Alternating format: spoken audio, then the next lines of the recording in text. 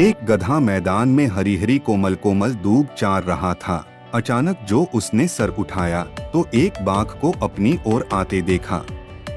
गधा समझ गया कि अब प्राण बचना असंभव है। बाघ के सामने से भाग निकलना भी असंभव है। फिर क्या करे? यूं ही प्राण खो दें।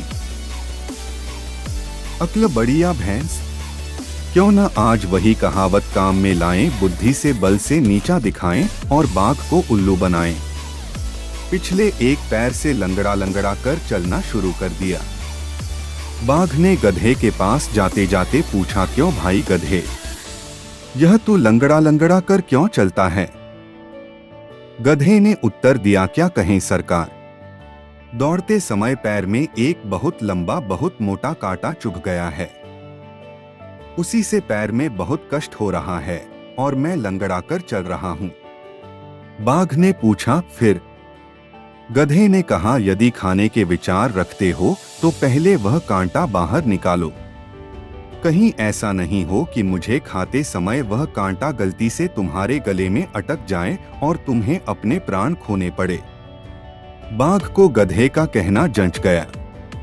उसने गधे का वह पैर उठाया और बड़े ध्यान से उसमें कांटा ढूंढना शुरू किया।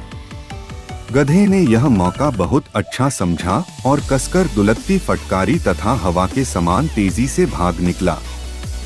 जो तड़ाक से दुलकती की चोट पड़ी तो बाघ का मुंह टेढ़ा हो गया, उसके सामने वाले दांत झड़ गए और जबड़े खून से भर गए।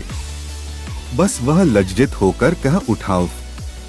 गधे की बुद्धि के सामने बाघ का बल कुछ काम न आया।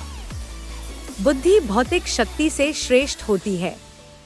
जो अपनी शारीरिक शक्ति के भरोसे कोई कार्य करने की कोशिश करता है, लेकिन अंत में बुद्धिमान व्यक्ति के सामने हार जाता है।